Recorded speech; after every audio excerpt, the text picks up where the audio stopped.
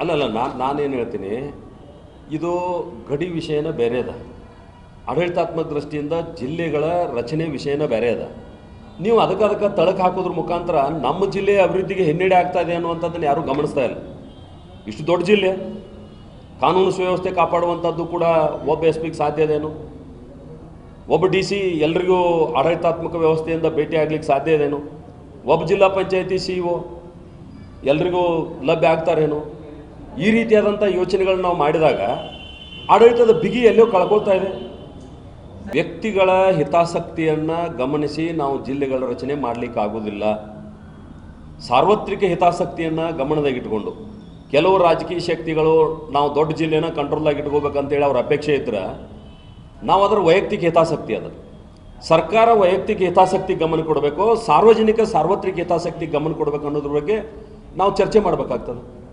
ಮುಖ್ಯಮಂತ್ರಿಗಳು ಅದ್ರ ಬಗ್ಗೆನೂ ಕೂಡ ಗಮನ ಹರಿಸಬೇಕಾಗ್ತದೆ. ಗಡಿ ವಿವಾದ ಅನ್ನುವಂಥದ್ದು ಮುಗಿದು ಹೋದದ್ದೇ ಅದು. ಅದನ್ನು ಜೀವಂತ ಇಡಲಿಕ್ಕೆ ಕೆಲವು ರಾಜಕೀಯ ಹಿತಾಸಕ್ತಿಗಳು ಪ್ರಯತ್ನ ಮಾಡ್ತಾ ಇದ್ದವು. ಅವ್ರು ಅದರೊಳಗೆ ಫೇಲ್ ಆಗಿದ್ದಾರೆ. ಜನ ಇದನ್ನು ಅರ್ಥ ಮಾಡ್ಕೊಂಡಾರೆ. ನಾವು ಇಲ್ಲೇ ಇರಬೇಕು, ನಮ್ಮ ಬದುಕು ಇಲ್ಲೇ ಕಟ್ಕೋಬೇಕು, ಹೀಗಾಗಿ ಇದು ಡೆವಲಪ್ಮೆಂಟ್ ಆಗಬೇಕನ್ನುವಂಥ ಇಚ್ಛೆ ಇಟ್ಟುಕೊಂಡು ಆ ಜನ ಇವತ್ತು ಬದಲಾವಣೆ ಆಗಿದ್ದಾರೆ. ಆ ಬದಲಾವಣೆಗೆ ಕಾರಣ ರಾಷ್ಟ್ರೀಯ ಪಕ್ಷಗಳ ಜೊತೆ ಅದ. ಅದು ಅನೇಕ ಚುನಾವಣೆಗಳಲ್ಲಿ ಕಂಡು ಬಂದದ್ದು.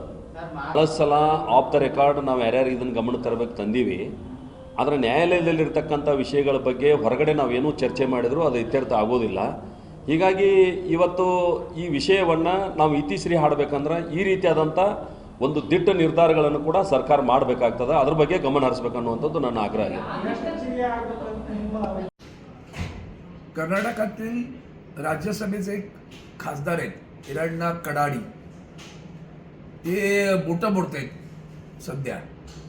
त्यांनी काल असं वक्तव्य केलं की महाराष्ट्राचा सीमा प्रश्न संपलेला आहे आणि त्याला म्हणे आम्ही मुठमाती पण दिली आहे. ते कडाडीनं सांगतोय. एक लक्षात ठेवा, जोपर्यंत मराठी माणूस जिवंत आहे ना आणि त्याच्या न्याय हक्कासाठी लढतोय तोपर्यंत हा प्रश्न संपलेला नाही. आजही जा, तुमचं सरकार आहे ना डबल इंजिन, न्यायालयात जाऊन सांगा ना हे सगळ्या गोष्टी. बेळगाव, कारवार, निपाणी, भालकी, बिदर हा बहुभाषिक मराठी प्रांत आहे. तो गेली 60 वर्ष सातत्यानं महाराष्ट्रात समाविष्ट व्हावा म्हणून सामाजिक, राजकीय आणि कायदेशीर लढाई लढतोय. त्या मराठी माणसाच्या मागे तमाम महाराष्ट्र उभा आहे. बरं, एवढं लक्षात ठेवा. आणि तो प्रश्न असा तुमच्या वक्तव्याने संपणार नाही.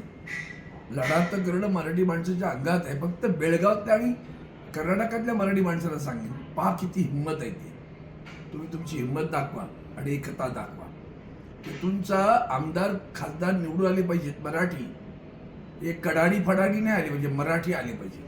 ती मराठी माणसं निवडून द्या. तुमचा न्याय हक्क तुम्हाला मिळाल्याशिवाय राहणार नाही. एकजूट राखा.